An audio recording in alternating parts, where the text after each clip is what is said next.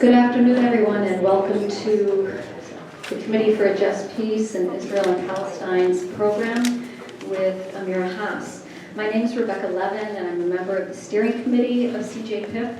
So first, just a few words about CJPIP, and a couple of you have just asked where the bathrooms are. They're through the door and immediately to the left. So CJPIP started 18 years ago, and when we began, we were an organization that was committed to bringing information to the public about Israel and Palestine that was not available. And back 18 years ago, there was very little available except what was being put out by our government and some very controlled media. And things have changed quite a bit. We have quite a bit more information, and particularly thanks to the web, you can access an awful lot of information about what's going on in the world, and in particular in Israel and Palestine. So we changed our focus a bit about 5 years ago, and our plan was to, and what we have continued to do, is provide educational opportunities, but we've tied them with opportunities for action because we feel that it's very important to give people, once they start getting educated about what's really going on, an opportunity to actually do something about it. And so many of you signed up when you were coming in. If you're already on our mailing list, you know we don't send out a whole lot, but when we do, it's with information about what's going on and opportunities for action. If you haven't signed up and you would like to, I think there's some mailing lists going around. Please do sign up. Print clearly, because we have an awful lot of emails that come back as bounce because they're not correctly, we weren't able to read them, so please do print them carefully. So my introduction for Amira Hass, unfortunately, has disappeared, and I don't know where it is. So I'm going to wing it. So I'm going to start out by telling a story, and that was back in December. The steering committee for CJPIP was sitting around, and we were talking about the nation-state law that had just passed back in July, codifying what had already been the modus operandi in Israel and Palestine of apartheid, and making it clear that this was the intention of the state. And that wasn't news to us, but the fact that the state would have the audacity to put it into law really was so upsetting. And we said, what are we going to do? How are we going to deal with this? What do we do next? CJPIP works with organizations across the city. There are many, and there are a growing number of organizations, both sectarian and non-sectarian, ones where Arabs and Jews are working together, ones where it's religious-based. We had there's a wide range of groups working on it, but we were like, what do we do now? We have got to bring information to people about what's going on in Israel and Palestine in a bigger way. How do we do this? And we had tried a few years ago when Jimmy Carter wrote his book, Palestine Not Apartheid, Peace Not Apartheid. We tried to get him to come, and he said no. Well, he didn't say no, he didn't answer. And we thought, well, if we didn't get Jimmy Carter to answer, what's the chances of us getting somebody like Amira Hass to come all the way from Ramallah? And we thought, well, the chances are very slim.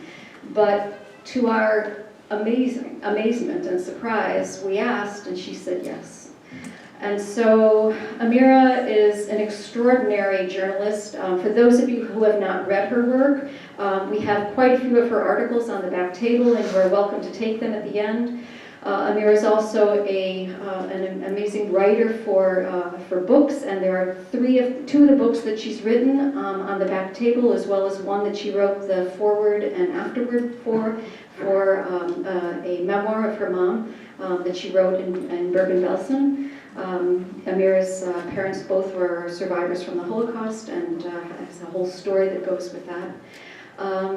And so I hope that when you come today, you're coming in order to be able to hear something that maybe you haven't heard before, or if you have, you hear it in a different perspective, and that you walk away from this with a sense of direction and a sense of motivation to do something about what we're going to be hearing about today. So without further ado, Amira.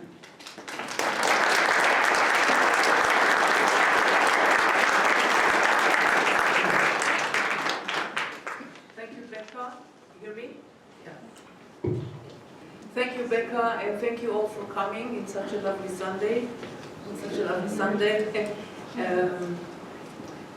You know, I'm surprised that you were surprised that I said yes.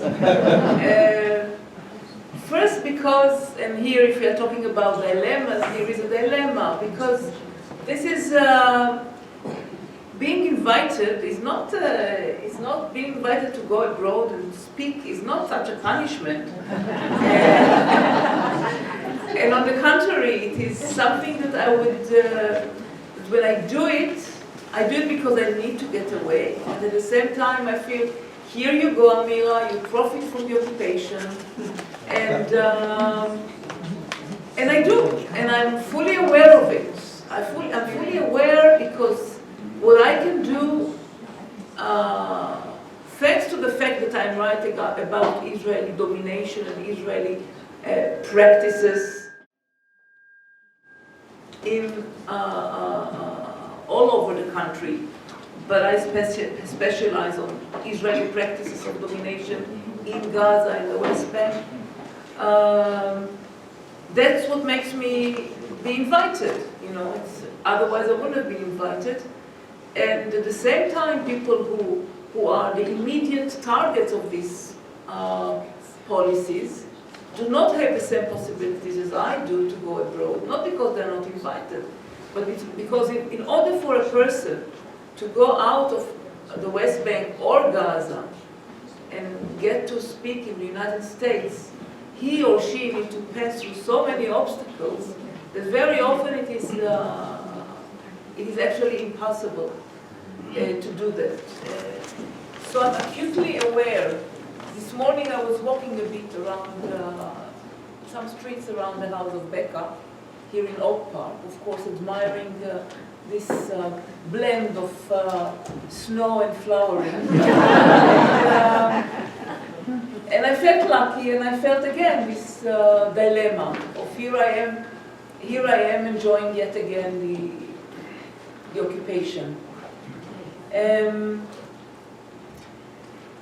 But I'm also well aware, and this I'm saying not as a journalist necessarily, but as a person who was born in a left-wing Jewish family, survivors from the Third Reich, murder machine, people who were never Zionists, who came to Israel, Palestine as refugees actually, and who raised me since I was just, I was raised really like a red diapered baby. So as such, I'm well aware of the comfort that I enjoy, or the basic things, let me say not comfort, but the basic things like the right of movement, the possibility to travel, the possibility to choose my place of living or my work, while my neighbors and my neighbors' children and my good friends in Gaza are not. So the dilemma is not just as a journalist, the dilemma is first of all, or the contradiction that I feel, the eternal contradiction that I feel, self-contradiction, or frustration, whatever you term it, starts from the very being left-wing, accidentally, Jewish left-wing, accidentally born in Israel. Because it's accidentally for me. Because my parents didn't really choose it, they were forced to. But here I promise to speak, and again, this is my profession, I promise to speak especially about the dilemmas of being a Jewish journalist, not just a Jew, but a Jewish journalist covering the Israeli regime, or whatever we call it. Becca asked me if I had a problem with the term apartheid. Of course I don't, because I've used this term long ago, long before it was accepted, long before my paper adopted it. Now I can say that Haaretz also is using this term very often in official, in their editorials and other articles of Haaretz editorial board. My reluctance to use this is because maybe it's not enough, but I'll come to this later. This is one of my dilemmas as a journalist, the words that we pick, or how accurate are we when we use a certain term and not another one. But this is a dilemma of every journalist, everywhere, in every field. And also what I'm going to start with now, my main dilemma, daily dilemma, as a journalist, is how to choose among the enormous amount of events that happen every day and that come to my attention. Not even those that I'm looking for, but those that just, drop like ripe fruits from the tree, and I'm just there to pick it up. So the dilemma: how much time and work to dedicate in order to highlight this event and not another one, this happening and not another one. And this is you cannot imagine how torturous it is, because there are so many things that happen, and those things that really fill in and build, like dots. We have a paper with dots, and then you connect the dots and you see the picture. They are there, and I'm always at, how to choose.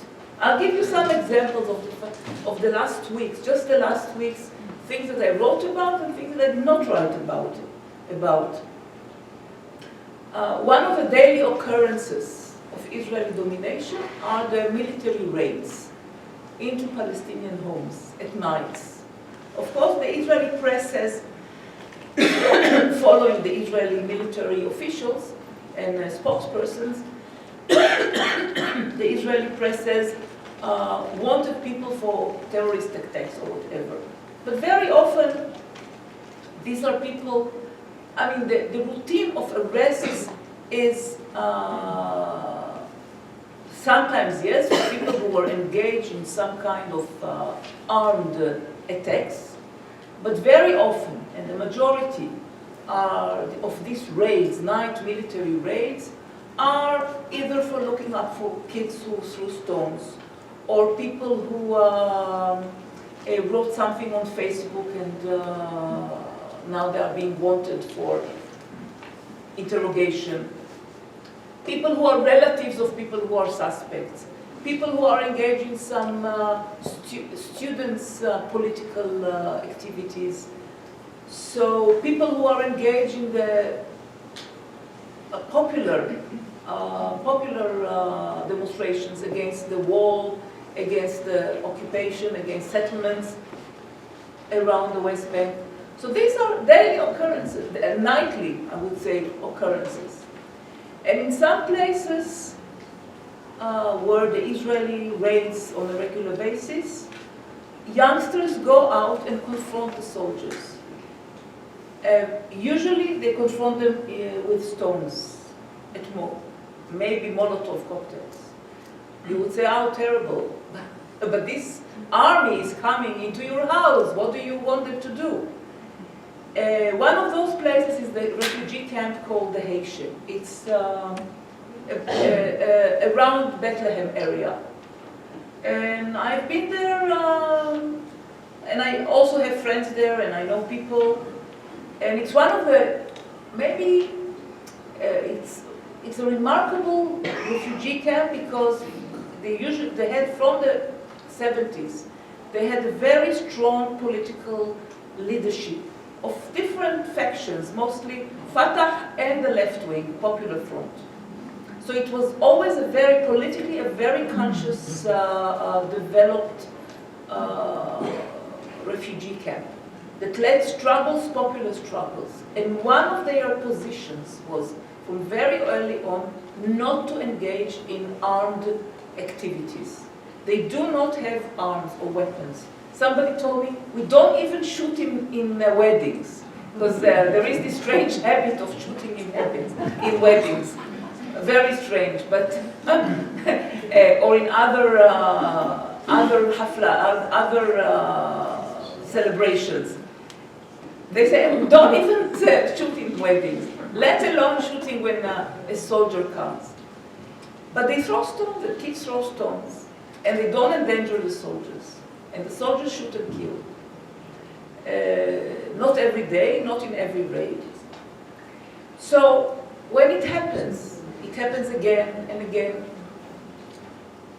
Shall I write about every such kid who was killed, or about one? How do I pick one this? How do I pick one this and not the other? So this is always a dilemma. Another routine occurrence in the West Bank is settlers harassing Palestinian shepherds and farmers on a daily basis. What has happened, it started maybe 20 years ago as a phenomenon, but it grew more wider and wider since the Second Intifada, since 2000. That settlers in their positions, outposts or settlements, create kind of circles of violence. They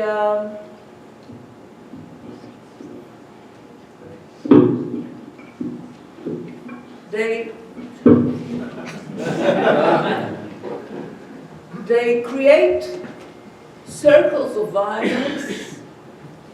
They advance, they get near Palestinian villages with dogs, with arms. Sometimes they are masked, their faces are masked. They throw stones. They beat people when they find them. They force shepherds to go away from the fields. They don't allow farmers to get in, or they get control over land and plant their own trees or whatever on this land. And all the time with a lot of terrorizing the people. This happens daily. And more so in the last, I would say, 3 or 4 or 5 years, they have learned now there is a new method now of outposts of settlers who grow, who tend to sheep and cows. So you spread much more when you have sheep, and you go with the sheep, you spread over larger areas that are the natural pastures of Palestinian herds. And then you keep them, then you move them away, because if there is friction, then the army comes and it blocks the Palestinians, not the settlers who are terrorizing the Palestinians. In some areas of the West Bank, there are Israeli activists. It was formed, a group which was formed already in 2000. It's called Ta'ayush. And they accompany farmers and shepherds when they go to the fields. In one of them, I think one of the most courageous, really courageous and very consistent activities. For almost 20 years, they go, there is a group of people, it fluctuates, sometimes there are more, sometimes there are less volunteers, but they go and they accompany, knowing that their presence would either deter the settlers, which is not true anymore, because those activists were also beaten and attacked by settlers many times, or the army and the police would come earlier to separate, or it would attract more attention because Jews were attacked, so it would attract more attention. Now this happens, as I said. Now I have friends who want me to write about it, and some of them are really pestering me, or big nudniks, if you know the word, nudnik. And they want me to write, and I really want to write. But you know, as a journalist, I have to ask them, I have to ask for the army's answer and for the police. And sometimes if I have the emotional strength, I also talk to a settler. So it is time and effort to dedicate. But this is also a routine. And one of the problems of journalism is that journalism doesn't like routine. Journalism, the media, the press, they want something which is new. And what's new about a settler harassing a shepherd? What's new about the army raiding a Palestinian home? Nothing new about it. So I also know that my readers, that they will see the title and they say, we read it just yesterday or the day before yesterday. Tell us something new. So this is a dilemma of any journalist.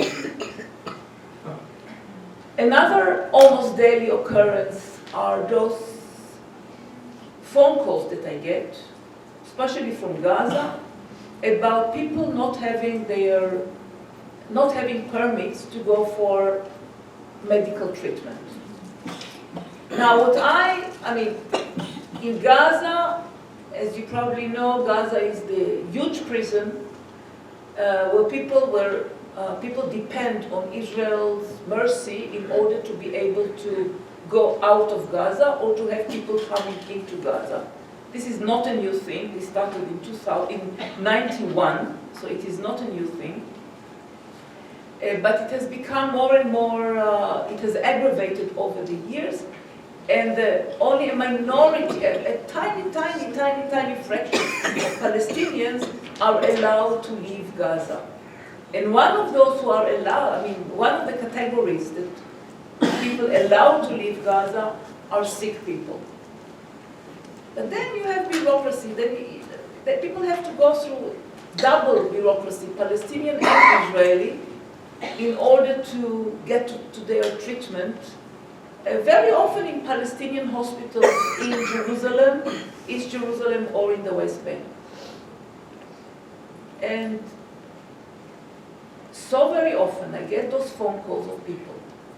Imagine somebody, cancer patient, needs to go to start radiotherapy in Jerusalem or even in Hebron.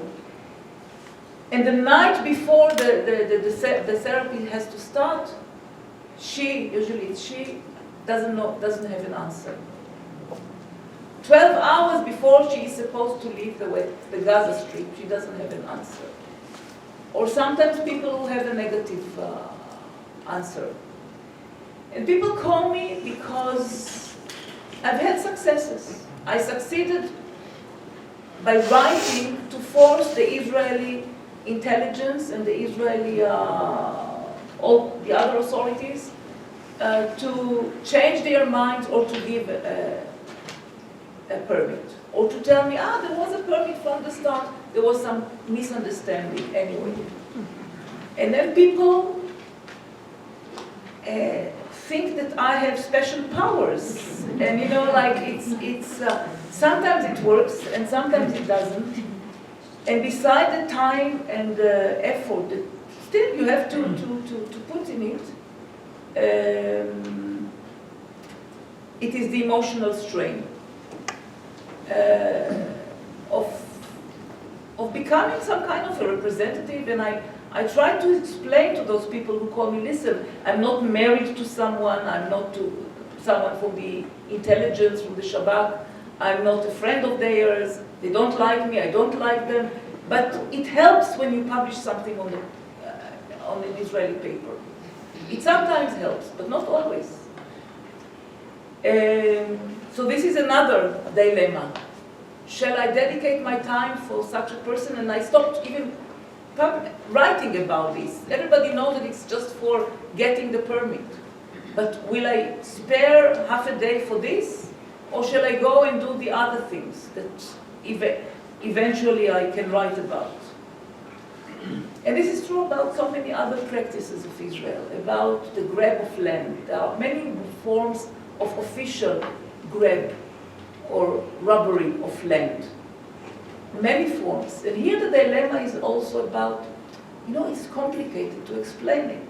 It's easy to say confiscation of land. But when you write about it, you have to go into the bureaucracy of it, because this is interesting. But this is interesting for a very small segment of the Israeli readership, or the international. Even for you, it would be, it's difficult to get into this bureaucracy when you are far away and it's not your own bureaucracy. And it means that I have to go and to follow several steps of this process of confiscating, of taking land. It is first a military order, then it is talking to the people whose land is, then you go to court, because sometimes people challenge the process at court, and you go to court, which is always very interesting, but again, the details, not everybody is into those details. And then I'm asking myself, yeah, my editors want at least 3 items a week from me. But if I go to 5 different sections of this process of land grab, it will be at the account of another item, which is shorter. Now, I say that I'm sure that this is true about every journalist. Every journalist has this kind of questions, where to dedicate the time and the work. But to cover life under Israeli occupation or domination is actually, you are actually engaged, or you work on, it's like take a state affairs. It's as if one journalist has to cover municipalities, politics, health, agriculture, economy, infrastructure, education. So all these in the hands of one journalist, or 2 if we are lucky. But now the problem is not only this, is that we don't only have Israeli occupation, we have Palestinian self-rule. So everything is double, because you also have Palestinian bureaucracy. And now you don't only have one Palestinian bureaucracy, you have 2, Gaza and the West Bank. So the choice is very big.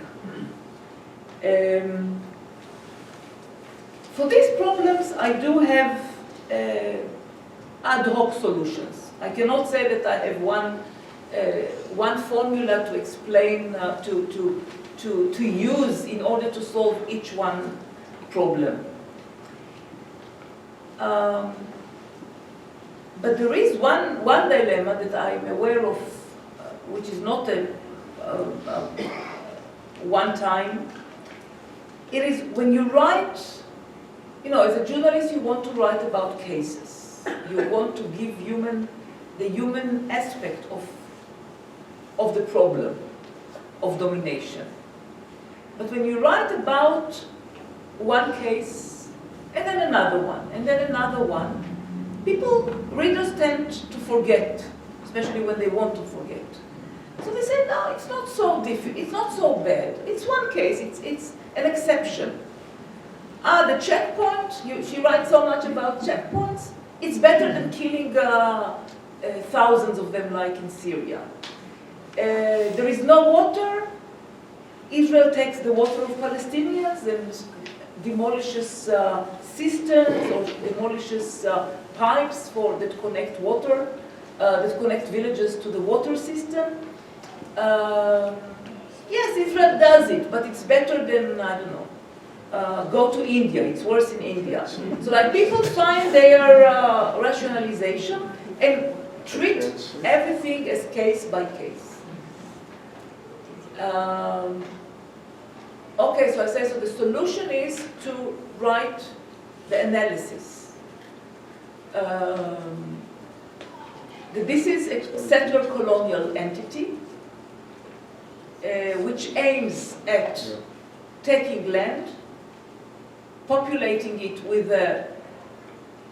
with people who come from elsewhere, and slowly, or not slowly, evacuate the native population. This is, in a nutshell, the description of settler colonialism. But then I'm not a journalist, then I'm maybe an essayist. And how much can you say this and write this? And then it also, it can border at simplifications or sloganeering, and I don't want to do it. So here again, how do I balance between the two things?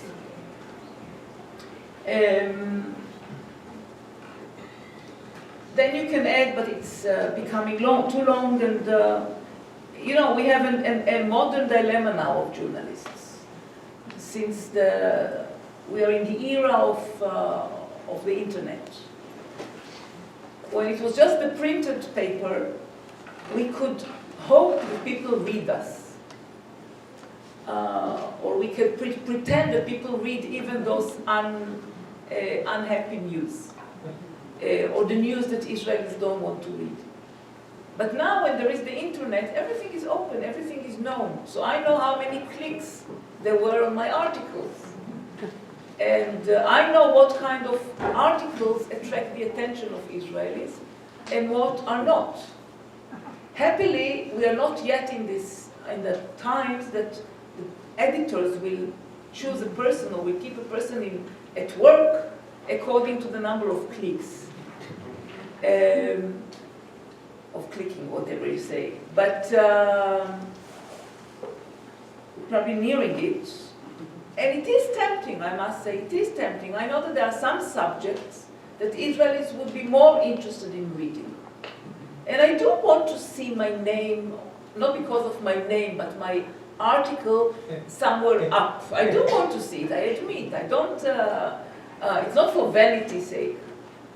So I know, for example, that when I write about corruption within the Palestinian system, it might get more clicks than when I write about Israeli authorities depriving Palestinians of water. I know it. There will be more readers, and it will be registered in whatever our computer people know. If I write about abuse of Palestinian women but in a patriarchal society, in their own society, more Israelis will read it than they will read about soldiers harassing people at checkpoints. What do I do here? What will I choose? Here again, the answer is not difficult for me. I do think it is important for me, it's also interesting for me as somebody who lives among Palestinians for many years, to follow internal issues. And I do have criticism. A lot. Once a friend asked me, do you criticize us as you criticize the Israelis? A Palestinian friend asked me. Or do you have so many criticism of us as you have? And I said, I have a long list of it, but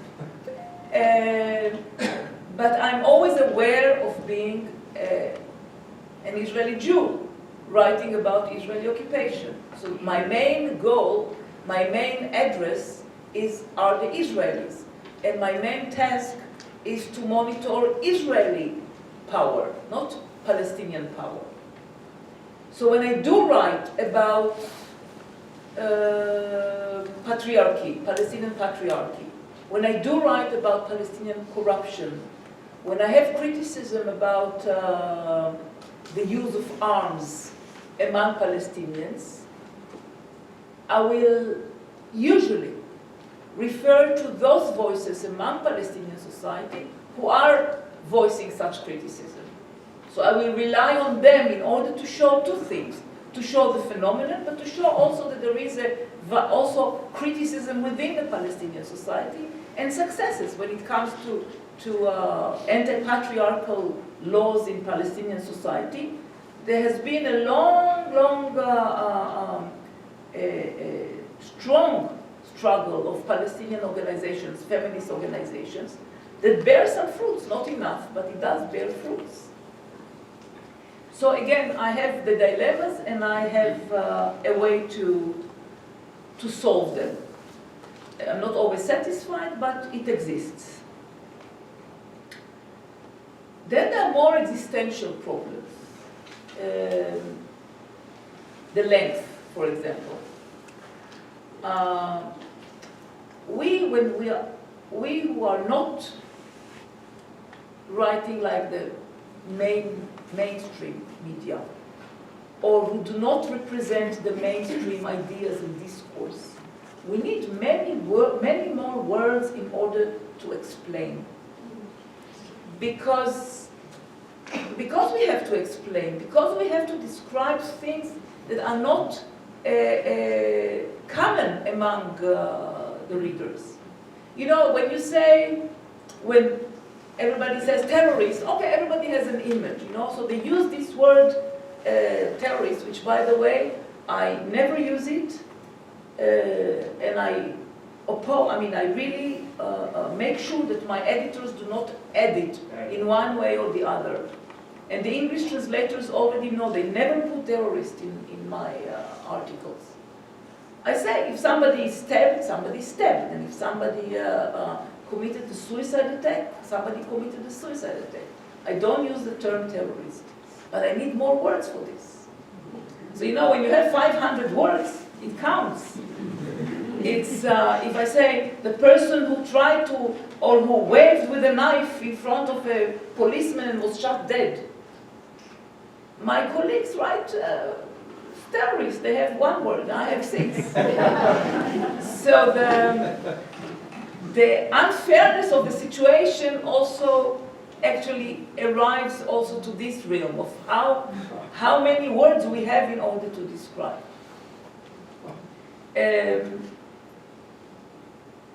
The issue, for example, of spouses of Palestinian residents of the West Bank and Gaza.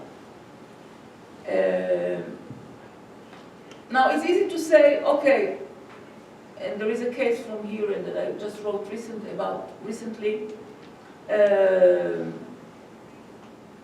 a woman who lived for 30 years, almost 30 years in the West Bank, married to a Palestinian Christian in Bethlehem, was denied entry. She came back and she was denied entry.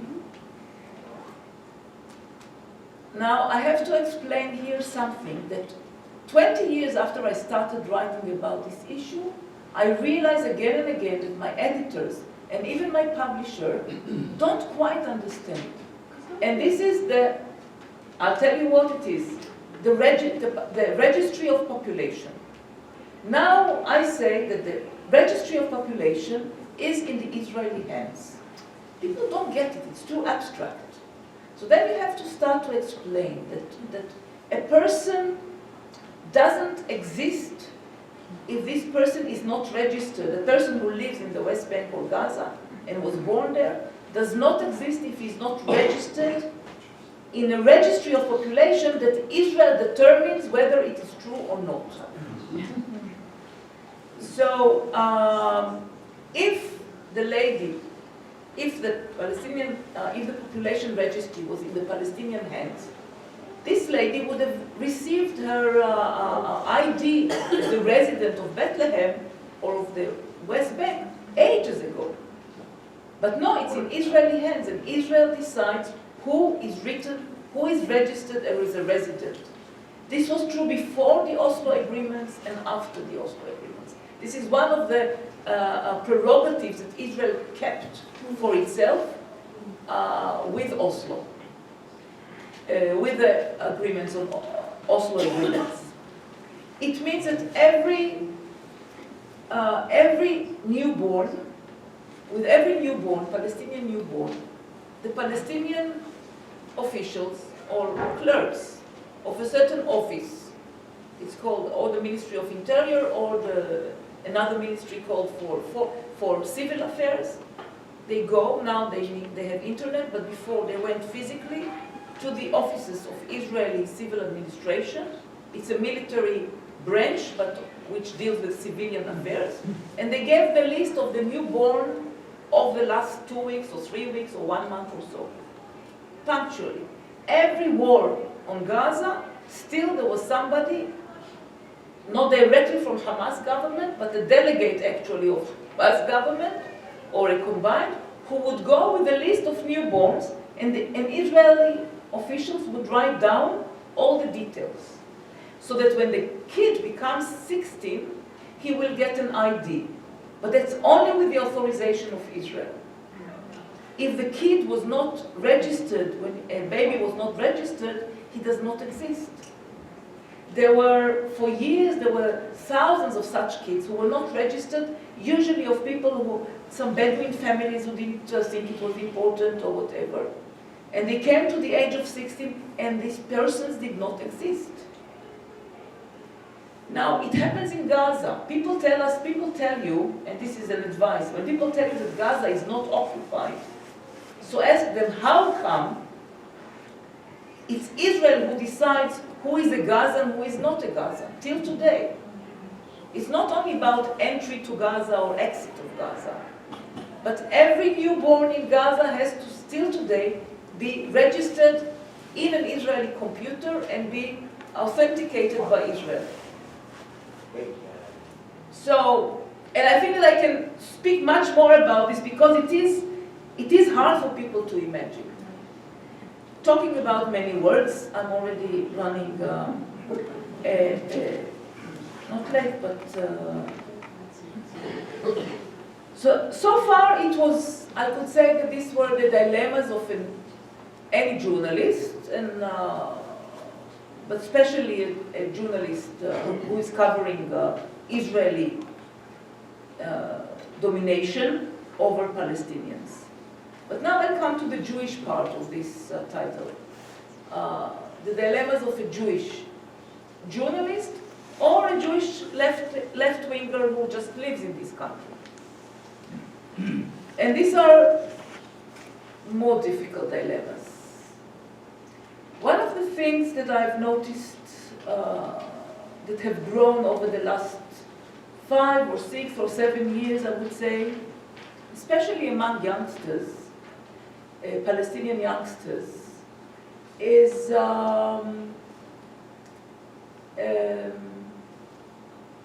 okay, they are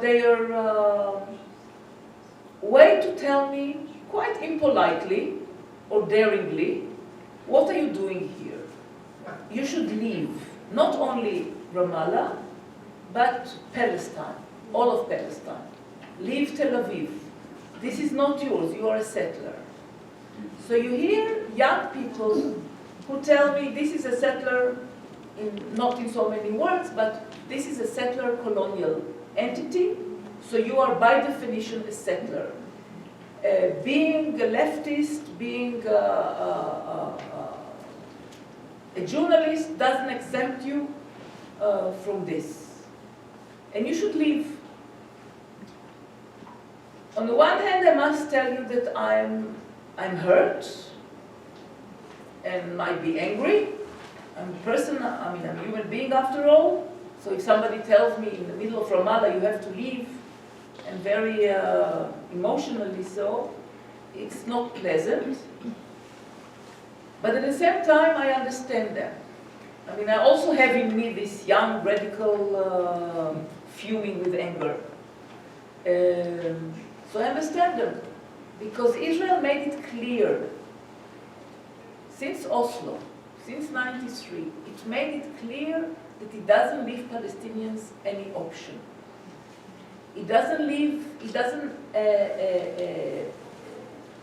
Israel proved actually, since '93, everything that Palestinians and ardent anti-Israelis have been saying over many years, that it is a settler colonial entity, that it doesn't include the Palestinians. And it's not only that it doesn't include the Palestinians, it also aims at making them disappear. I'll talk about what is disappearing. So I feel that those youngsters, these angry youngsters, okay, they pick me up as personalizing settler colonialism because maybe I'm the only Israeli Jew that they know, other than soldiers and settlers. But I understand them. In a way, Israel tells them that the future that we arrange for you is like the future of Gaza. An enclave, separated, poverty-stricken, no chances, no horizons. Because Israel, the process that we have seen in parallel to the Oslo process, was the creation of Palestinian enclaves, Bantustans, reservations, call it whatever you want. Gaza was the model. Gaza was easier, it was already geographically separate. But until 91, it was not really separate because Palestinians in Gaza went to the West Bank and vice versa, and they were considered as one group. It's only with Oslo that Israel started to treat the Gazans as a separate population, as a different population. So this reality of Gaza today, even without the wars, but of an enclave which is totally isolated and caged, where young people don't, I mean, there is almost 50% of, around 50 or 60% unemployment among young people. It can happen any moment in the West Bank, and in a great deal it does happen, because the West Bank, I put here, can you put the, because the main process that has been happening in the West Bank for the last 20 years is the creation, no, this is good, but smaller.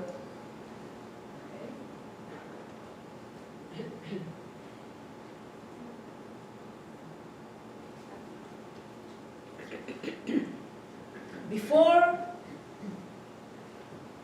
on the eve of Oslo, people who thought that this is reversible and that Israel does want peace, and now there are changes among the Palestinians, and everybody wants to put an end to the conflict.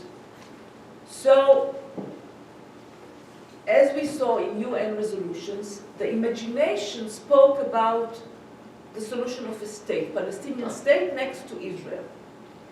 A compromise, which is unfair one because it is very uneven. It's for Palestinians to have only 23% of their historical land of Palestine.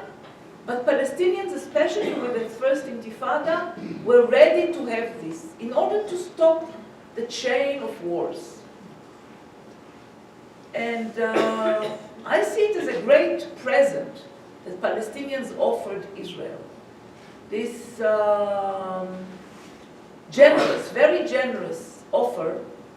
Okay, let's put an end to it. We'll always feel connected to the whole country. We'll always be Palestinians, and Haifa and Jaffa and Bir Sabah, all these are, we feel, as ours.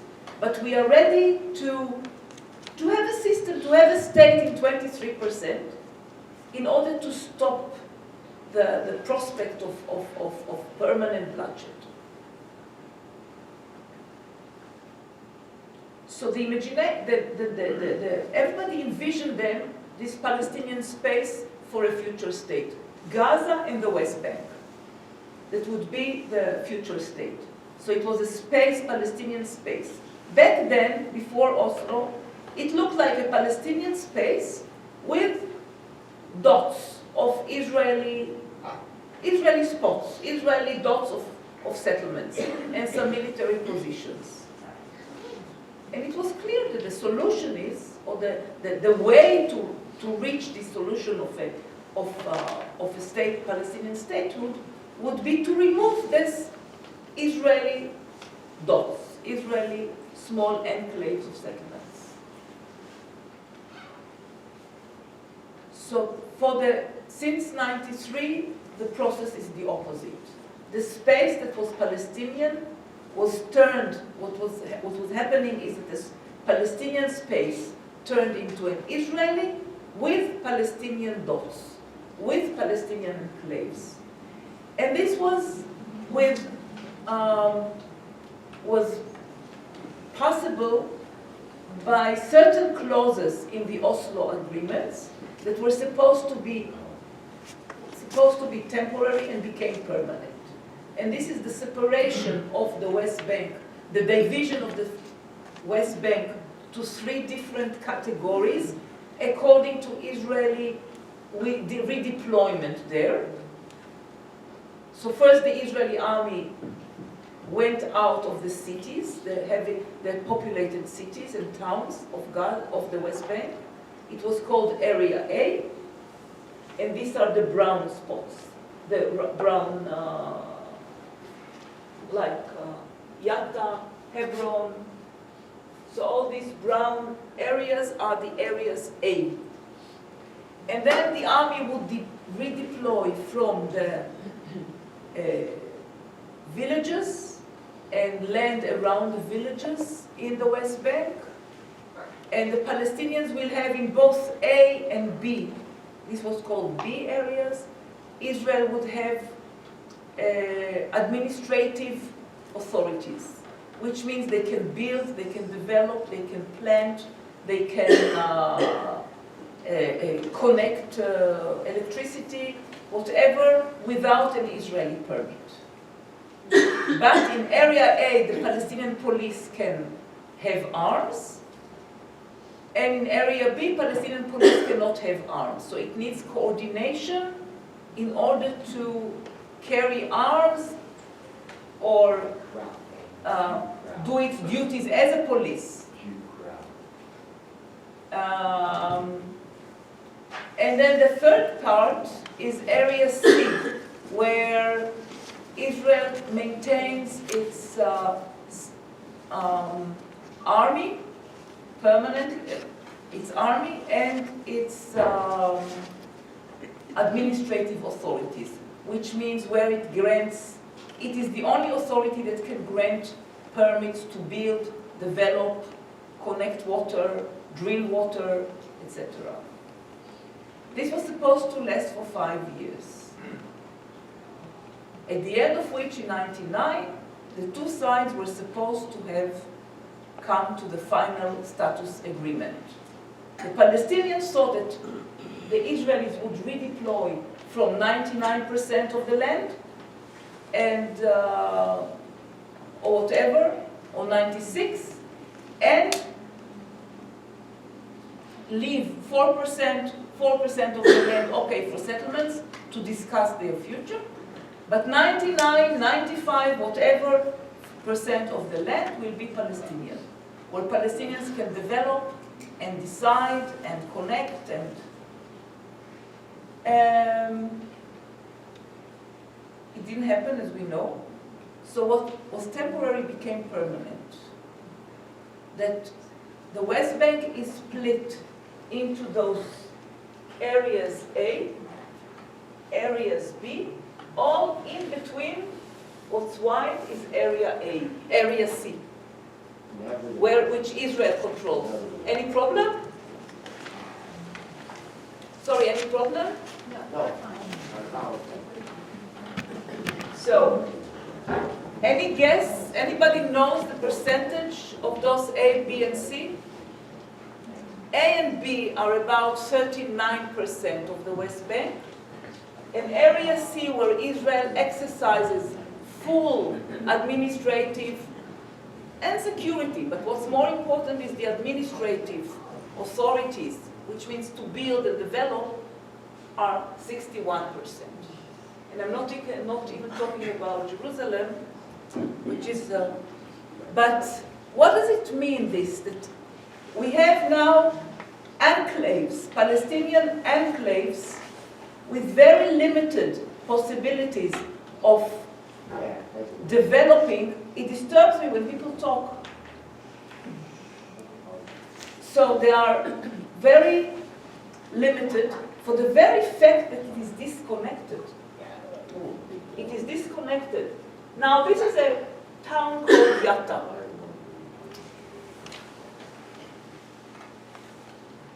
This is a town called Yatta. It has many exits, but in many of them you will see that there is a mound of stones and and earth, dirt blocking the road, or a yellow gate, yellow iron gate that is connected, either is open, but at any moment can be closed and locked by two soldiers. So it's enough. All over the West Bank you see it. The exit of villages that is blocked by gates, by yellow gates. Any moment, it's enough for two soldiers to come and to disconnect a village from the other, a whole area, any moment. So this is what I'm calling this reality of enclaves and Bantustans, which imitates the reality of Gaza, and even in a miniature way, because they are smaller.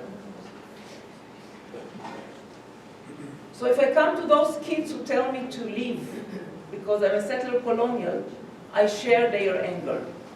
They see me as a privileged, and I admit guilty. As a person,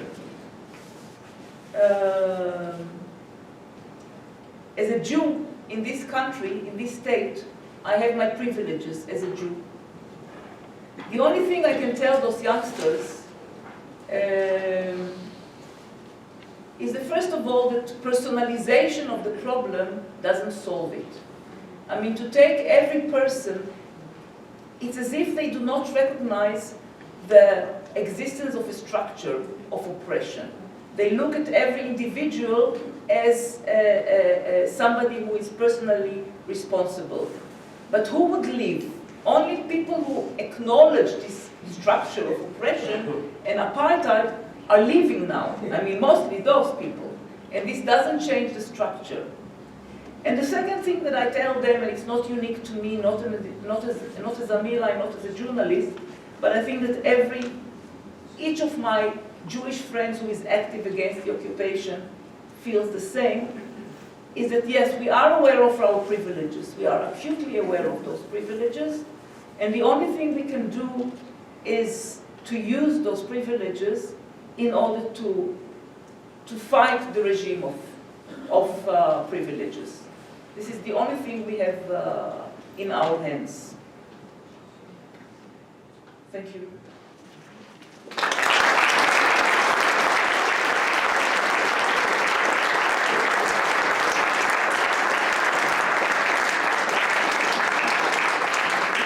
Thank you, Amira, so very much.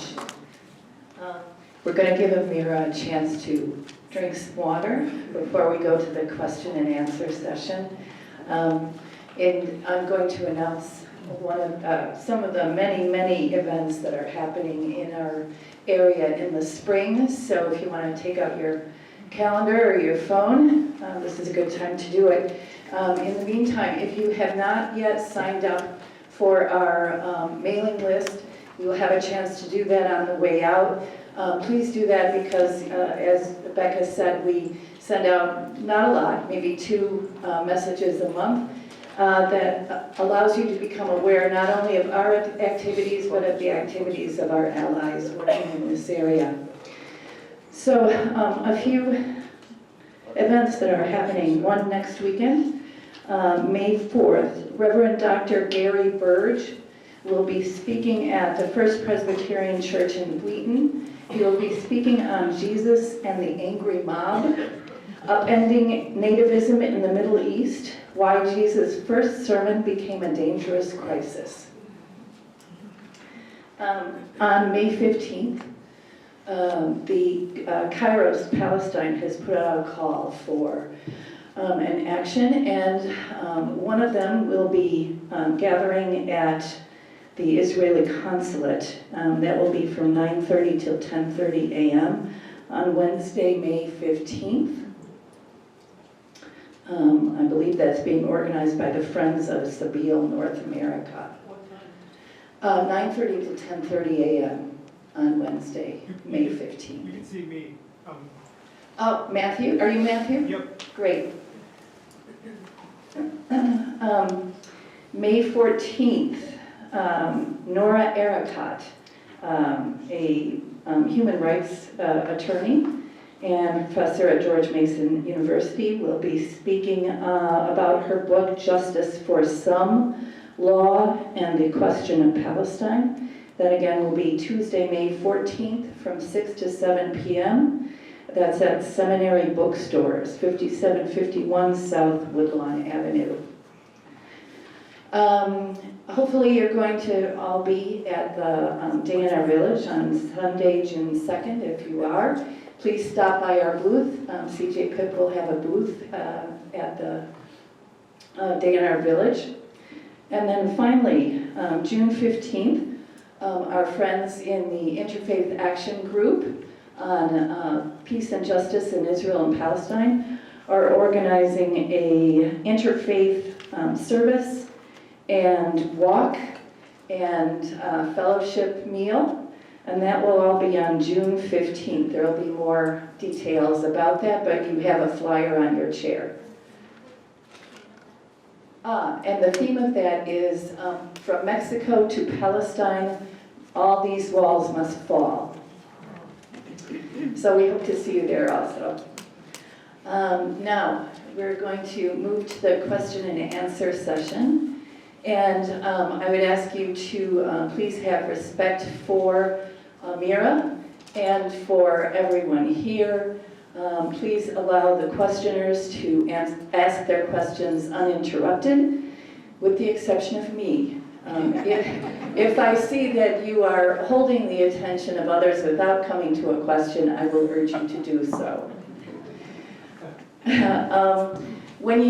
So raise your hands, I'll call on you, and then state your name and ask your question. And you take 3 to 4 and I answer and then again. Oh, okay. 1, 2, and 3. Hi, I'm Susan Stahl. My question is very short. I'd like to have you talk a little bit about how people that are critical of Israel, Jewish people in Israel that are critical of Israel, how are they mobilizing? And how many are there? I guess I'm curious, what kind of size are they? We don't have a wireless microphone, so if you're in the back, just stand up and speak really loudly. So I think this is 2 questions. One is, do you think of the American audience when you write some of your articles, or, because we know you write for Haaretz, or are you really writing for Palestinians and Jews within Israel, the Occupied Territories? And have you written a piece about the use of privilege? It was very eloquent. I talk about my privilege as an American, even though I'm black and I always feel a little bit, I don't. But I remember with my passport, I have that privilege. So I'm just wondering if you've written about from the privilege. I'll speak loudly. I'm Reverend Lauren Grail. I know you well. The question I have is about the nation-state bill and that passed and what actually has been the impact on the ground. And in particular, for me and others, is the clause, or I'm not sure what it's called, about sovereignty being defined only as something that Israel is allowed to have. And so how does that impact your writing about one state, two state?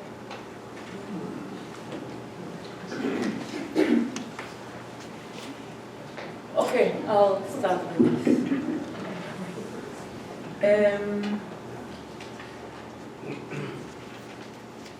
The people who oppose the Israeli occupation, apartheid system, whatever we call it,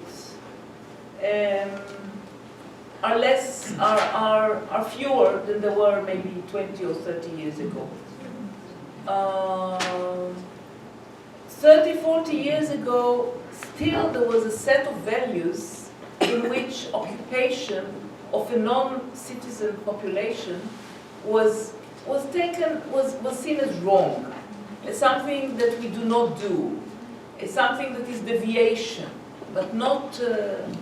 People grew up into it and to normalizing it. And the formation of a Palestinian Authority was a great help because people say, oh, there is a Palestinian government.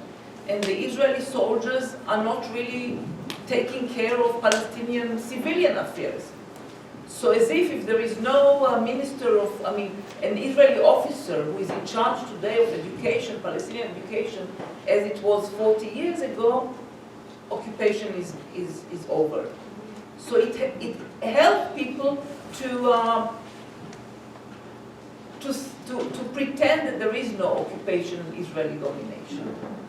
and that the activities, the military activities that are being implemented are against terror, So it helped many Israelis to put the blame on, to put the onus on the Palestinians, as if we were attacked, for example, in 2000. And you know, an occupation pays, the fact that we are, that we have a lands, there are more Israelis who can settle there and who have been encouraged to settle in the West Bank. In times where the welfare state has been withering away, Israeli Jews can find better social, economical conditions in settlements. So even if they don't move to the settlements, the prospect exists. So they are not in favor of withdrawal. People, not only in Israel, people's mind is determined by what is profitable to them, what is worthwhile for them. And as long as the world accepts us, and more than ever, and we've improved our relations with the West, commercially speaking, after Oslo, and there are Arab states that buy our military know-how, and we can travel to so many places, and we play football as Asians and as Europeans, and we have we have musicians all over the world, and scientists, etc.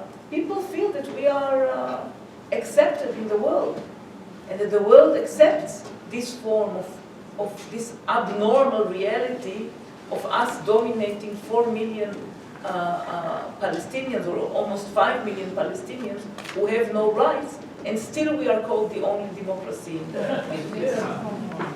So people feel fine with this.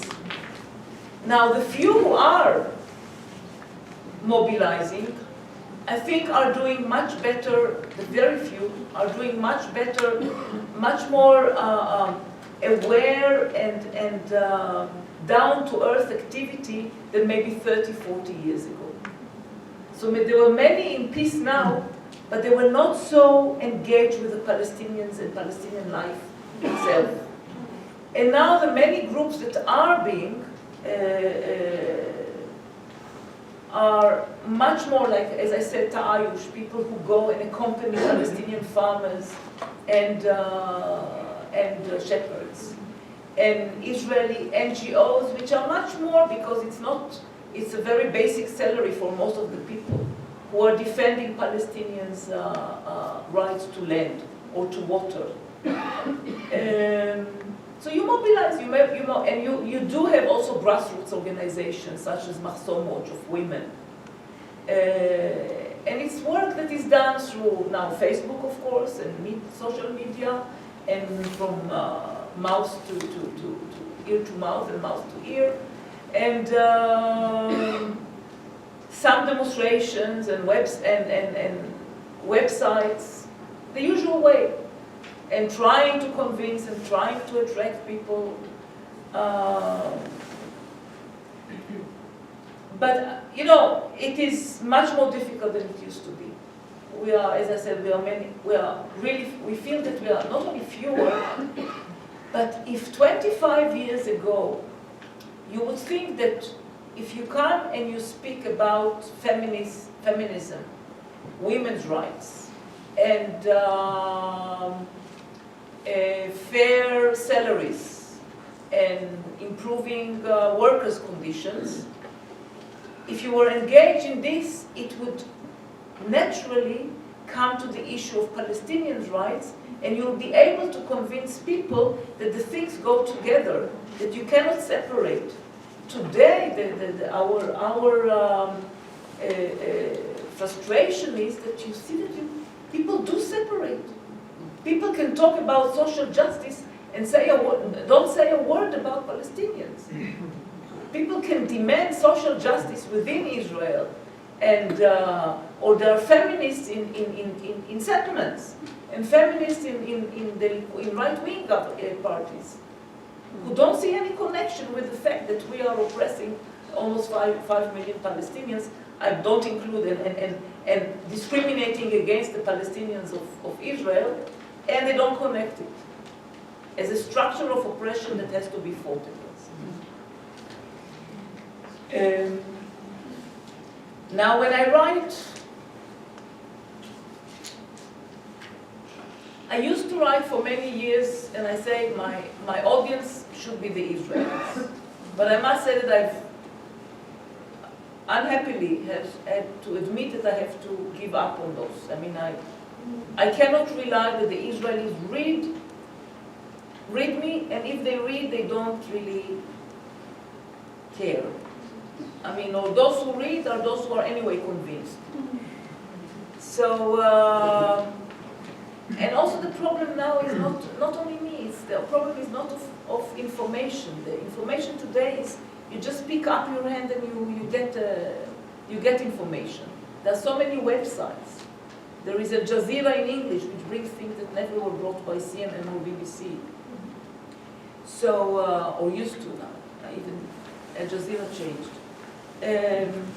So the problem is not the information, the problem is how much people want to know. I think it's not only about Palestinians and Israeli oppression and domination. Do I think about? Yes, I think about outside, about readers outside, and mostly I think about you know, I belong to this school of journalism that does want to make it to change, right? To change something. And what I've realized over the last 20, and what I realized over the last, of course, that we don't change. You know, I can get a permit from one person to once a week, but we didn't change the reality. So pressure is important. Pressure from outside is important. Since the Israelis themselves have not listened to us, not just us journalists, but all the, we talked about morality, that it's against Jewish ethics, that it's against the occupation is against Jewish tradition, that it didn't change. We spoke that it is dangerous, but we live with it, fine. We spoke that Palestinians will not tolerate it for very long. Unfortunately, we see that they do tolerate. I mean, not tolerate, but they do live with it, and it's getting worse. So something has to come from the outside to convince the Israelis that this occupation doesn't pay. So I say maybe when I write to the outside, some diplomatic reaction to something which I write, and not only I, as if they don't know, but when you make it public, they... So I do think, but it's...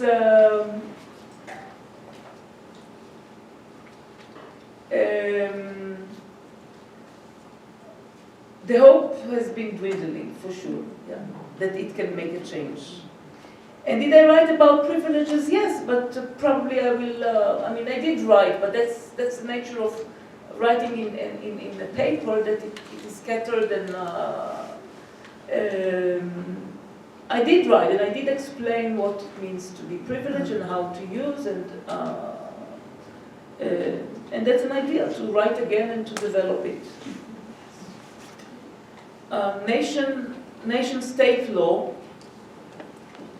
there is a judge that following the nation-state law, we know that he was right-winger, but he used the nation-state law as a way to impose a very, very high sum of penalties to a Palestinian who killed, I don't remember now the details, but who killed or even only wounded or killed, I think killed even an American. I'm not sure about the details, I'll have to check it for another talk.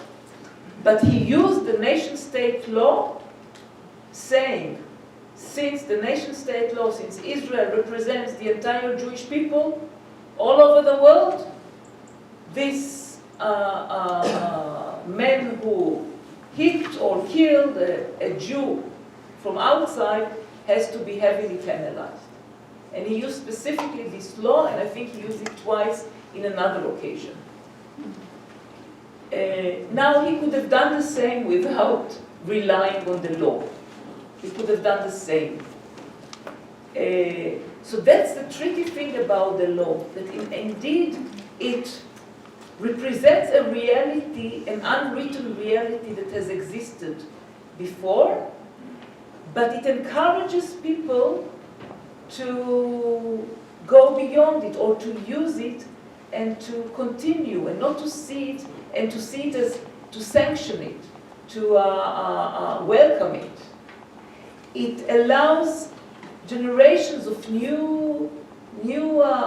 of young people to accept it as the norm. And then when you accept this reality of separation, of exclusion as the norm, you allow more red lines to be crossed. This is, when you don't have it as a law, there is some kind of a red line that you do not cross. When you have it as a law, you can cross it. Like you can say, you can evict Palestinians from a place. For example, you have areas in Israel proper where residents do not agree to having Palestinian neighbors, Palestinians who are Israeli citizens. And now they use the law in order to say, we have the right not to allow them to be here. While before it was taken as something which is racist. Now, no, now it is legal. You see, I have a problem with words and time and length. Sovereignty, and how does it affect? I don't think it affects much the thing of one state or two states. I think that personally, I think that the discussion about the solution, I mean, there is no final, excuse me for the obscene word, no final solution in history. There is no final phase in history.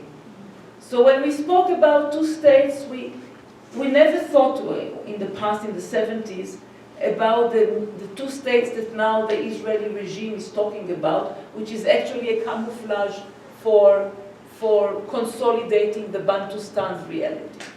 I say when the Israel speaks now about two states, it speaks about the 7-state solution, so the Bantustans.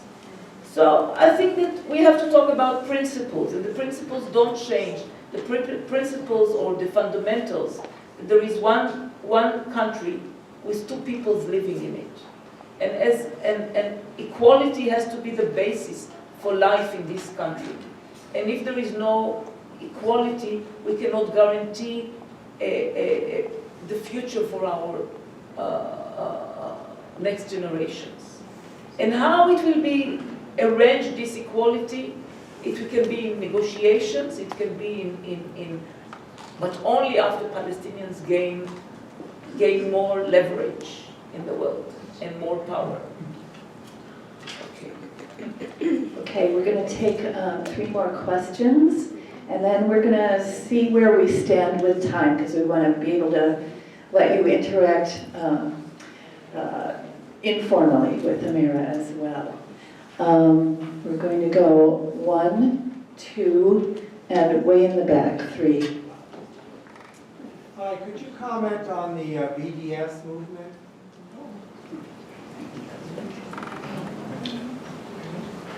Me? My question was, as a journalist, are you prohibited from going to Hebron? Because, or is the government censoring news from Hebron? Because since November, February, and April, there were attacks on elementary school where children were attacked with tear gas, hundreds a day. And we saw the news only in Palestinian websites like Man and Wafa, but there's nothing on Israeli websites. So I was just wondering whether there is, intentional. Now you rub it in the soul. I'm sorry. Well, I'll say what you said. Yeah. Okay. I would love to speak to you in a more informal context. בעברית עם מליפה. But my question is, what would you consider a terrorist attack if attempting to stab someone is not? Sorry? What would you consider a terrorist attack if stabbing someone is not? Like what you consider a 9/11 a terrorist attack or an attempt to commit, to attack innocent civilians, a terrorist attack?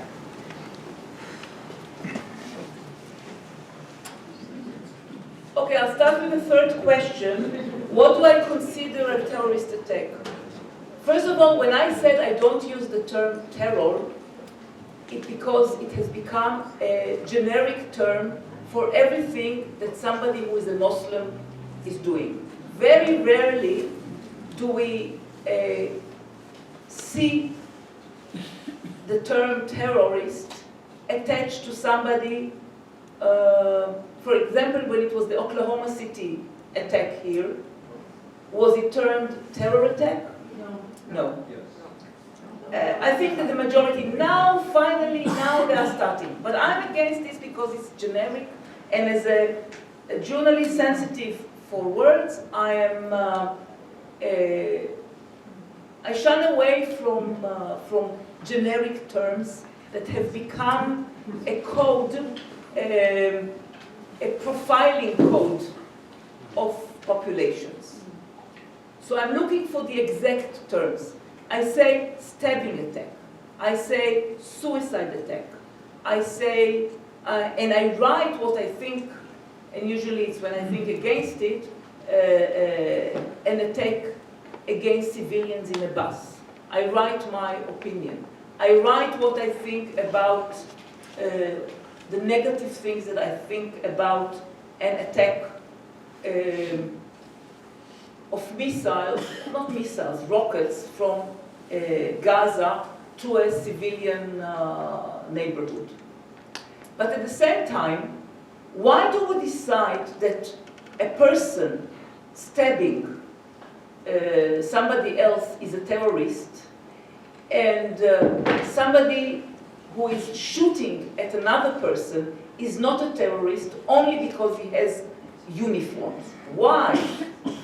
Why do we decide that a plane that drops a bomb at a civilian, at a house full of civilians, is not a terrorist attack, and a suicide bomber is a terrorist attack? Is a terrorist. Why? So, way above your level.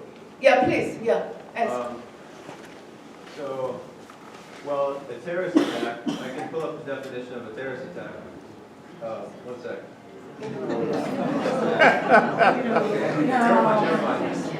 Okay. Okay, I think we need to move that. Is that okay? Yes. The choice of words is also part, young man over there, oh, I'm talking to you. Yeah.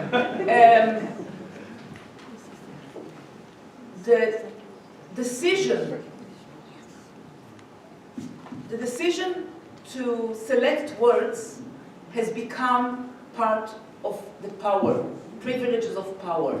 Now, in my meager means as a journalist, I have the possibility to reject these choices and to have my own choice of words. Now, for me, and this is exactly, I want to differentiate between acts and not to be and not to differentiate between populations and between people, and to set up this hierarchy, what is wrong and what is right, according to a state. Whatever a state does is right, and whatever individuals do is wrong. And you'll have time for follow-up during the I'm not sure, period. look, I'm not going to engage with everyone in personal discussion, so I prefer to have it open. That's fine. Yes. You have to do what you want to do. Unless, and you know, it's an opportunity. I'm glad that there are not everybody here is converted anyway.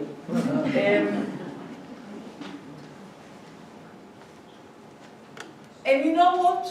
I think that my mother probably was termed a terrorist. because she was about to join, or she joined a partisan group in Yugoslavia